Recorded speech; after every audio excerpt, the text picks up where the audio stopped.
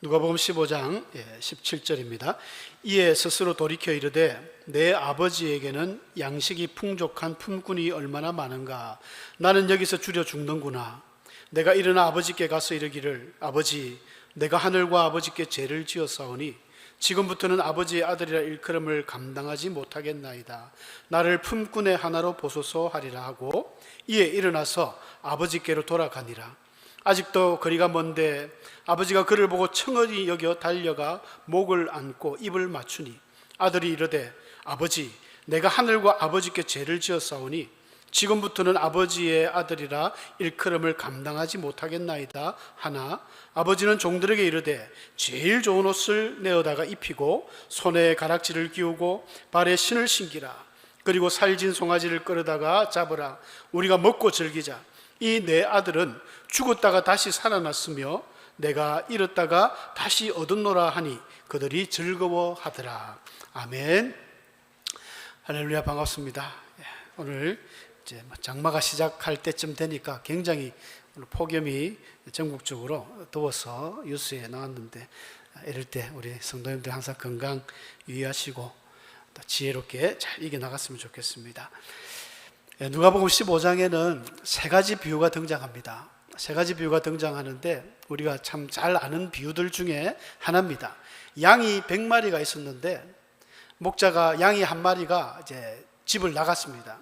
그래서 목자가 그 한 마리가 집을 나갔기 때문에 99마리를 놔두고 그 한 마리를 찾아서 온 산을 헤매다가 이제 찾으면 너무 기뻐서 어깨에 메고 막 춤을 추면서 온다라는 비유가 한 게 있고, 두 번째는 어떤 한 여인이 이제 10드라크마, 지난주 말씀드렸듯이 드라크마는 이제 로마 화폐하고 똑같습니다. 한 데나리온, 노동자 한 사람이 하루 동안 일하는 일당입니다.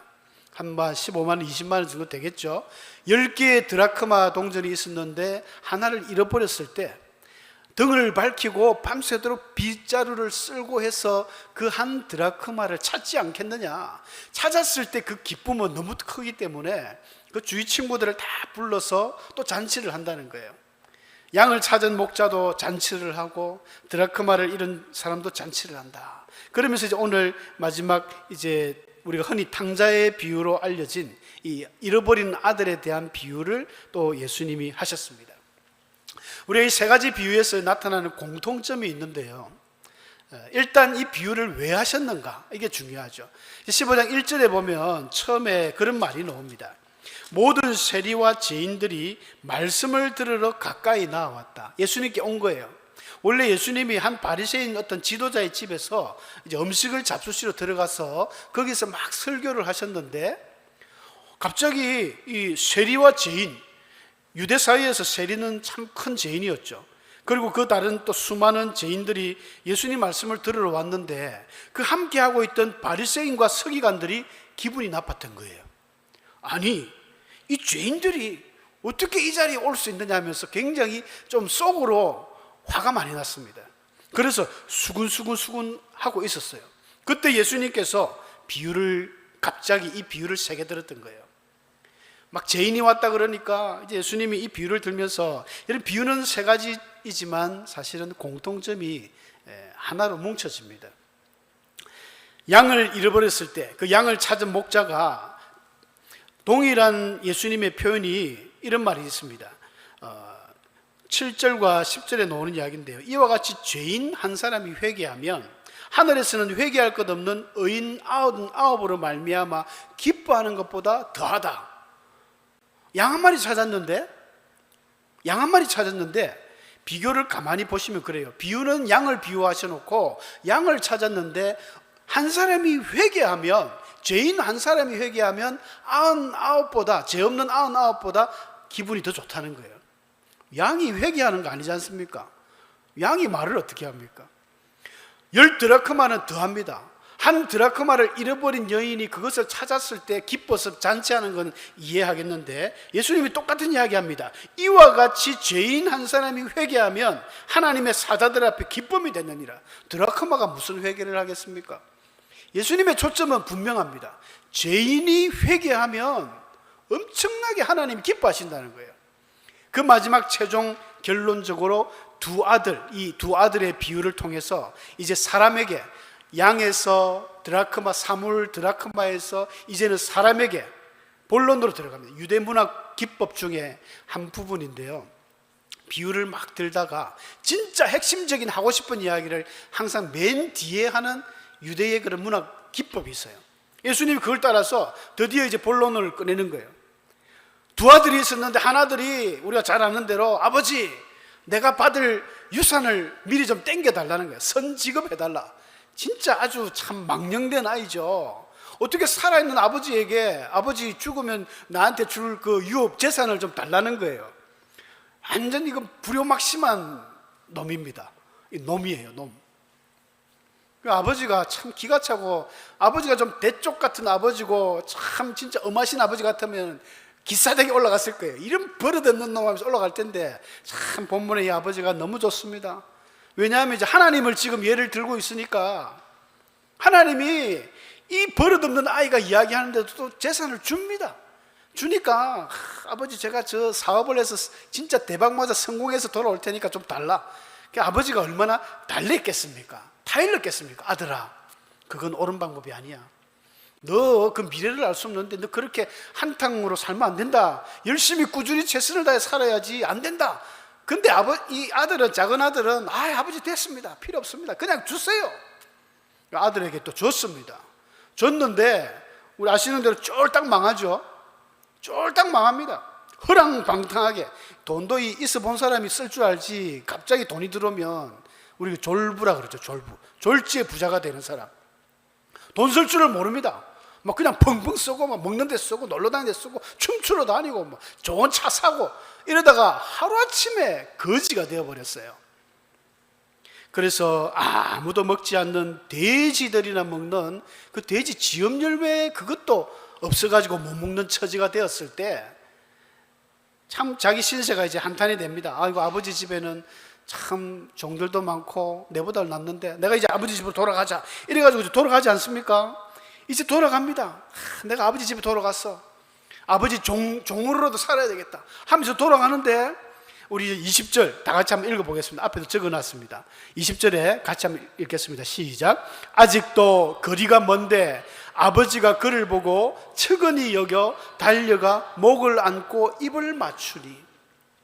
탕자의 비유, 잃어버린 아들의 비유, 이 사건에서 많은 사람들이 탕자에 초점을 맞추기도 하고 또 집에 있는 큰아들에게 초점을 맞추기도 합니다. 뭐 다 좋습니다만은 본문에서 가장 유심히 우리가 생각해야 될 부분은 아버지입니다. 아버지. 그래서 여러분들 집에 가서 한번 읽어보시면 15장에 이 아버지란 이름이, 제가 셀리다가 말았습니다. 너무 많이 나와가지고 10번이 더 나옵니다. 10대번인가 막. 오늘 읽었던 본문에도 아버지, 아버지, 아버지, 아버지, 아버지, 아버지. 이 아버지는 하나님을 말씀하시거든요, 본론적으로. 자, 아버지가 저 멀리서 오는 자기 작은 아들을 첫눈에 알아봅니다. 첫눈에. 어떻게 첫눈에 알아볼까요? 완전 쫄딱 망해가지고 옷도 남루하게 완전 거지꼴로 해가지고 밥도 못 먹어가지고 얼굴은 초췌하고 그 멀리서 오는 아들을 첫눈에 알아보고 아버지가 알아봤다는 거예요. 여러분, 이게 하나님의 사랑입니다. 아버지의 사랑입니다. 이걸 생각해 보면 아버지는 아마 아들이 떠나고 나서 매일 큰 길가에 가가지고 아들을 기다렸을 거예요. 이제 나오나 저제 나오나, 이놈이 돌아오지 않을까 계속 기다렸습니다. 그러니까 저 멀리 있는데도 첫눈에 알아보는 거예요. 왔구나, 저놈이 드디어 왔구나. 사랑하는 성도 여러분, 하나님은 우리를 기다리시고 있습니다. 기다리는 하나님이십니다. 하나님의 자녀들이 우리가 온전할 수 없지 않습니까? 사람은 태어날 때부터 이 죄의 사람입니다. 죄인입니다. 죄의 뿌리, 죄의 그 습성이 남아있어요. 원죄의 뿌리가 있기 때문에, 죄인이기 때문에 반드시 죄의 열매를 맺는 것이 인간입니다. 우리는 태어날 때부터 의인으로 태어나지 않았습니다. 예수님을 믿어서 의인이라고 하지만 아직도 남아있는 강력한 죄의 그 썬뿌리 때문에 목사도 죄를 짓습니다. 장로도 죄를 짓습니다. 권사도 집사도 모든 하나님의 자녀들도 죄를 지어요. 그러면 하나님이 기다리고 있습니다. 언제쯤 올까? 이놈아 오너라. 너 빨리 오너라. 내가 기다리고 있다. 그래서 구약 성경에 보면 그렇게 많은 하나님의 선지자들을 보내면서 던지신 말씀이 돌아오라, 돌아오라, 돌아오라, 이놈들아 돌아오라. 하나님의 참 애달픈 그 말씀이었어요. 그런데 돌아오지 않고 이 사단의 문화에 한번 맛을 들이면요, 여러분, 우리가 살아가는 지금 시대는 더하죠. 세상이 얼마나 재밌습니까? 세상에 안 나가봐서 잘 모르시는 것 같은데 재밌습니다. 저도 안 나가봤습니다만 소시적에 좀 나갔지 뭐. 얼마나 재밌어요. 춤추고 술 먹고 클럽, 요즘은 클럽이라 그러죠. 우리 때만 해도 뭐 나이트 클럽에, 클럽에 가면 수많은 남녀, 그 청춘 남녀들이, 뭐 청춘만 있습니까? 이제 결혼하다가 이혼한 미씨들, 그런 뭐 아저씨 총각들 다 모여가지고 이제 원나잇이라는 희한한 단어가 나옵니다. 하룻밤 지내는 거예요. 그런 문화에 한번 젖어들면 헤어나오지를 못합니다. 솔로몬이 왜 타락했을까요? 좋죠. 그 이방신을 섬기며 우상을 섬기며 그 화려한 그 음란 파티에 한번 맛을 들여버리면 헤어나오지를 못합니다. 우리 청소년들, 여러분, 교회가 정신 차려야 됩니다. 주일학교 때부터 우리 중고등부 청년회까지 믿음으로 잘 곱게 키워놨다가 사단에게 내려받쳐버리는 거예요. 대학교 가면 수없는 축제들, 술 파티, 환락 파티. 요즘 대한민국에도 마약이 그렇게 많다지 않습니까? 마약 먹어보면 우리 이성이 마비되잖아요. 그냥 이성 없이 그냥 본능이 이끄는 대로 이끌어져 갑니다. 타락합니다. 방황합니다. 인간은 그럴 수밖에 없습니다. 그러나 그때라도 이 집 나간 아들을 기다리는 아버지의 마음은 지금도 기다립니다. 오너라, 오기만 오너라. 아무리 죄를 지었어라도 오면 주님이 안아줍니다. 아버지는 바로 첫눈에 알아보잖아요. 기다리고 있다는 것입니다. 그리고 이 아버지가 측은히 여기셨다. 여러분, 측은히 여겼다는 이 말은 예수님께서 우리를 보는 마음입니다. 예수님이 그 나인성 한 가부의 그 아들, 가부가 정말 자기가 인생에서 가장 힘이 되었던 하나뿐인 독자 아들이 죽었어요. 왜 죽었는지 모릅니다. 일찍 죽었습니다. 그래서 관을 딱 실어서 그 가는 그걸 보고 그 엄마가 얼마나 슬펐던지 관을 보면서 눈물을 흘릴 때 예수님이 그걸 보면서 예수님 마음이 찢어지는 거예요. 예수님이 불쌍히 여기사. 여러분, 예수님이 불쌍히 여겼다는 말하고 이 척은이라는 말하고 똑같습니다. 원어가 심장이, 가슴이, 창자가 찢어지는 듯한 고통, 그런 고통으로 예수님이 바라보면서 관에 손을 얹고 아들아 일어나라, 아들을 살려주셨잖아요. 이 아버지가 저 아들 보니까 아유, 저 녀석이 뭐 교회만 잘 다니고 신앙생활 잘하면 될 건데 나가가지고 온갖 세상 문화에 쩌들어가지고 그 돼지들이나 먹는 그런 거나 먹으려 하고 정말 그렇게 비참하게 타락한 모습을 보고 올 때에 측은히 여겼다, 불쌍히 여겼다. 여러분, 하나님의 마음입니다. 아버지의 사랑입니다. 하나님이 불쌍히 여기시면 해결되는 거죠. 또 아들이 돌아왔으니까. 더 놀라운 사실은 우리 아까 본문을 읽었듯이만 그 측은히 여기며 아버지가 달려갔다는 거예요. 달려가는 아버지의 사랑. 여러분, 우리나라하고 유대인들하고는 문화가 좀 비슷한 문화가 많습니다. 옷도 흰색을 입고, 우리나라도 백이 민족이라 해가지고 유대인들도 흰 옷을 입어요. 그리고 또 지키는 절기도 유대인의 유월절하고 우리 설날하고 비슷하거든요. 뭐 동지하고 이런 것도 다 보면 절기들이 비슷하고, 그래서 뭐 어떤 학자들은, 그것만 전문적으로 연구하는 학자들은 우리나라가 단 지파의 후손들이다, 뭐 맞는지 안 맞는지 모르겠지만 우리는 당군 자손이라는 당군도 그런 의미가 있다, 이런 이야기를 하는데 하여간 비슷한 부분이 많아요. 그 중에 우리나라 옛날에 조선시대 양반들은 어떻습니까? 띠지를 않습니다. 집에 불이 나도 안 띱니다. 채통 때문에 어흠 하면서 이래 다니지. 유대인들도 안 띱니다. 부자 간에도 잘 안 띈대요.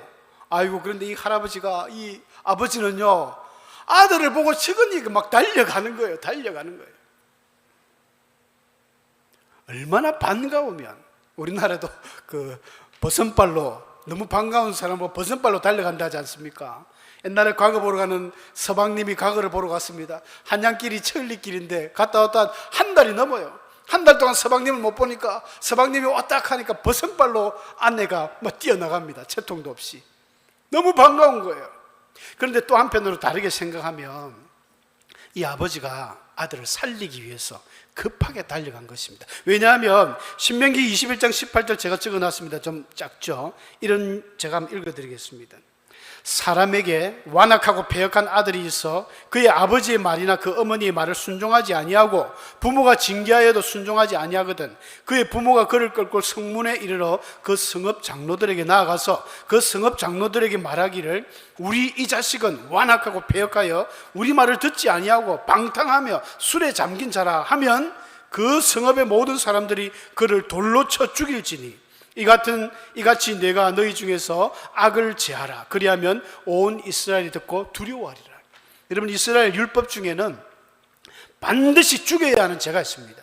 레위기 20장에도 나오는데 접신한 사람이나 아니면 이 친족 간에 어떤 성적인 행위를 했거나 이런 반드시 돌로 죽여야 되는데 그 중에 또 하나가 아들이 부모를 공경 안 하면 돌로 쳐 죽이라 했습니다. 그러니까 이 방탕한 이 아이는, 작은 아들은 어찌 보면요 돌로 쳐 죽어서 마땅한 아이입니다.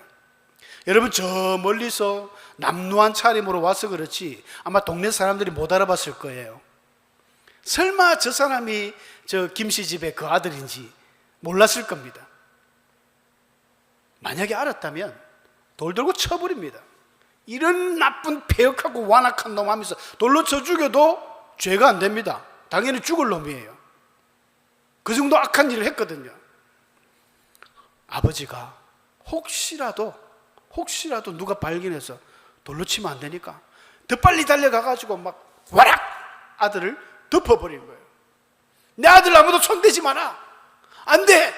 내가 지킬 거야. 야, 우리 아버지의 사랑 참 가슴이 찡합니다. 아무도 손 못 대게.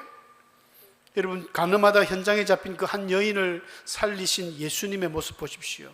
모든 사람이 돌로 칠라 할 때 예수님이 그 여인을 살렸습니다. 그 죄인을 살렸습니다. 사람들은 손가락질하는 죄인들입니다. 오늘 1장에도 나왔지만 1절에도 나왔지만 세리와 죄인들이 오니까 바리새인과 서기관들은 막 싫어하는 거예요. 율법으로 똘똘 뭉친 율법에 도통한 사람들이니까 죄인들하고는 같이 밥도 먹지 않고 오만한 자리에 들지 않고 죄인의 길에 서지 않고 뭐 싫어합니다. 그런데 예수님은 죄인들의 친구였어요. 끔찍하게도 이 죄인들을 오죽했으면 마태복음에 예수님이 너희들이 그렇게 경멸하는 세리와 창녀가 천국에 너희들보다 먼저 들어간다 했습니다. 비록 죄인이었지만 뉘우치고 회개하면 천국 간다는 거예요. 집에 두 아들이 있는데 큰아들에게 아버지가 얘야 오늘 저 밭에 가서 일 좀 하거라, 포도원에 지금 일 좀 하거라, 일손이 딸린다 했더니 큰아들이 예 아버지 가겠습니다 해놓고는 마음이 바뀌가 안 갔습니다. 그래서 둘째 아들에게는 얘야 너도 좀 가서 포도원에 가서 일 좀 하거라. 싫어요, 안 갈 거예요. 그랬는데 그 아이는 나중에 뉘우치고 일하러 갔습니다. 누가 천국 가겠느냐? 예수님이 그렇게 말씀하셨습니다. 여러분, 우리가 세리와 죄인들보다 나은 게 하나도 없습니다. 하나도 없는 줄로 믿습니다. 비록 우리가 교회에 나와서 예배드리고 뭔가 뜨뜻해 보이고 깨끗해 보여도 사실은 세상에 저 많은 죄인들보다 우리가 뭐가 낫겠습니까? 하나님 보실 때는 똑같습니다. 오히려 바리새인과 사두개인들이 회칠한 무덤이라고, 예수님이 독사의 새끼들이라고 욕먹었던 자들 아닙니까? 이런 비유를 들을 때에 아마 서기관 바리새인들은 대번에 저런 패역 무도한 놈이 있나? 저 돌 맞아 죽을 거야. 이렇게 생각했을지 몰라요. 그런데 아버지는 달려가서 그 아이를 살리기 위해서. 그래서 본문에도 나옵니다만은 24절 아까 20절에 그랬죠. 이 아이들은 죽었다가 살아났다. 24절에 그랬네요. 죽었다가 살아난 거 맞아요. 이 사람은 바로 저와 여러분들의 모습입니다. 그리고 더 참 감동적인 것은 아버지는 이 아들을 진짜로 용서하셨어요. 가짜가 아닙니다. 가짜가 진짜로 용서하셨습니다. 우리 사람들과의 관계를 한번 생각해 보면 우리가 어떤 일에 꼭 그렇게 원수 되려고 원수 되는 사람이 있겠습니까? 근데 작은 말 한마디 뭐 서로 어떤 별거 아닌 거 가지고 상처가 받아가지고 등을 돌리고 나중에 원수 지는 사람들이 많습니다. 그래도 내가 하나님의 백성이니까, 하나님의 사람이니까 내가 집사니까 권사니까 내가 장로니까 내가 먼저 가서 용서를 빌어야지. 미안합니다. 형제여 자매여 내가 잘못했습니다. 말은 하지만 그리고 서로 이제 화해를 합니다. 그래요 내가 잘못했습니다. 용서를 하지만 여전히 냉랭합니다. 냉랭해요. 이게 인간입니다. 어디서 볼 수 있냐면 우리가 잘 알고 있는 다윗도 그랬습니다. 우리가 잘 알고 있는 다윗, 이스라엘의 성군 다윗, 그렇게 이스라엘 사회에서 존경받는 다윗도 우리는 다윗을 보면 정말 믿음이 좋고 하나님 앞에 신앙생활 멋지게 하고 늘 하나님의 음성을 들어서 움직였던 인물 아닙니까? 그런데 자기 아들 압살롬한테 했던 행동 보면요, 압살롬이 그 자기 여동생 다말 때문에 암논이 강간을 해가지고 압살롬이 암논을 죽였습니다. 그리고는 도망갔죠. 거술의 달메라는 자기 외할아버지입니다. 외할아버지 외갓집에 도망을 갔어요. 도망을 가서 3년 동안 숨어 지냈습니다. 다윗은 3년 동안 떨어지는 압살롬을 보면서 또 이제 한 1년, 2년, 3년째 가니까 압살롬이 보고 싶은 거예요. 성경의 기록이 보면 압살롬은 진짜 미스터 이스라엘입니다. 얼굴도 잘생기고 정말 최고의 인물로 표현되고 있습니다. 압살롬이. 다윗이 또 압살롬이 보고 싶은 거예요. 근데 그걸 기가 막히게 또 요압이 눈치채고, 눈치 백단이거든요. 요압이 그 밑에 있던 다윗의 그 사령관 아닙니까? 요압이 또 깨를 내가지고 어떤 여인을 통해가지고 이렇게 막 수를 써서 다윗에게 마음을 감동을 줘가지고 다윗 보고 압살롬을 데려오라라는 어명을 받습니다. 그래서 요압이 가가지고, 요압 장군이 가가지고 압살롬 왕자님 아버지가 찾습니다. 그래 데려왔어요. 그 술에서 예루살렘으로 왔습니다. 그런데 다윗의 말을 보면 내 앞에 얼굴도 보이게 하지 마라. 웃기는 거예요. 오락해놓고 얼굴을 보이지 마라 하면서 다시 돌려보냅니다. 예루살렘에 압살롬 왕자 자기 집에 가가지고 지내다가 2년을 지냈습니다. 2년 동안 얼굴 한 번 못 봤습니다. 압살롬이 얼마나 화가 났다기보다는 허무하죠. 아니 이럴 것 같으면 뭐하러 오라 했느냐 하면서 요압 장군 그 밭에다가 불을 질러가지고 막 요압이 쫓아옵니다. 아니 도대체 왕자님 왜 이러십니까? 요압에게 한탄을 하죠. 아니 이러려고 나를 데리고 왔느냐, 뭐하러 데려왔느냐, 나 외갓집에 계속 있으면 되는데 아버지 얼굴도 못 보는 거 뭐하러 왔느냐. 그래서 요압이 다윗에게 주선을 해가지고 자리를 만듭니다. 만드는데 만나서 형식적인 포옹과 이제 볼에 입맞춤을 했겠지만 감정이 없어요. 감정이. 오늘 이 아버지는 어떻게 했습니까? 달려가 목을 안고 얼굴을 입을 맞추고, 이거는 여러분 진짜의 모습이거든요. 다윗은 그게 안 됐던 것 같아요. 죄는 용서했는데 화목이 안 된 거죠. 화목이. 우리가 하나님 앞에 제사를 지낼 때도 화목제가 있습니다. 화목제 굉장히 중요하거든요. 우리가 사람 사이의 관계도 마찬가지입니다. 죄를 용서하고 서로 화해해도 진짜 화목하지 아니하면 올바른 용서가 아닙니다. 이 아버지는 진짜로 용서하셔서 진짜로 기뻐하는 모습입니다. 막 부둥켜 안고 막 입을 맞추고, 이게 가짜로 용서되면 이런 모습이 안 나타납니다. 아버지 진짜로 용서하셨어요. 하나님께서는 시편 103편에 우리가 잘 아는 암송입니다만은, 구절입니다만은, 동이 서에서 먼 것 같이 우리의 죄가를 우리에게서 멀리 옮기셨으며 아버지가 자식을 긍휼히 여김같이 여호와께서는 자기를 경외하는 자를 긍휼히 여기시나니. 하나님 앞에 이 집 나간 아들처럼 정말 진실로 회개하는 마음으로 돌아오면 하나님이 막 부둥켜 안고 우십니다. 얼굴을 맞대고 막 볼에 뽀뽀를 하고. 이게 아버지 사랑인 거예요. 그런데 왜 돌아오지 않는 것입니까? 세상에 한 발, 교회에 한 발, 어중간한 위치에서 하나님이 찹든지 덮든지 하라, 안 그러면 토해낸다 하는데도 계속 세상으로 더 수렁으로 빠져나가듯이 깊이 자꾸 빨려 들어가는 우리의 모습을 보고, 참 우리는 이 집을 나가서 돌아온 이 당자, 이 방황하는 사람, 우리의 모습으로 생각하고 빨리 돌아와야 될 것 같습니다. 아버지는 돌아온 그 아들에게 제일 좋은 옷을 입혀라, 손에 막 금가락지 금반지를 입혀라, 좋은 신을 숨겨라, 살찐 송아지를 잡고 큰 잔치를 즐겨라. 이게 무슨 말입니까? 회복입니다. 회복. 네가 집 나가서 아무리 그렇게 사회에서 돼지들이나 먹는 그런 걸 먹고 비참한 생활을 했을지라도 이제는 너는 내 아들이야. 완전 하나님의 백성으로 회복시켜 주셨습니다. 임금의 아들로 왕자의 지위를 회복시켜 주신 거예요. 저와 여러분은 이 하나님의 사랑 때문에 오늘 이 자리에 앉아 있는 것입니다. 하나님의 사랑이 아니면, 이 아버지의 사랑이 아니면 우리는 이 자리에 있을 수 없습니다. 이런 놀라운 아버지의 사랑을 받고 사는 우리들은 죽을 때까지 하나님 앞에 감사하고 그 사랑을 노래하고 찬양해야 됩니다. 하늘 같은 사랑, 바다보다 넓은 하나님의 사랑, 그 사랑을 잊지 말고 우리가 탕자처럼 살지 않고 늘 주님을 찬양하며 사는 복된 주의 백성들 되시기를 축복합니다. 우리 함께 말씀을 생각하며 기도하시겠습니다.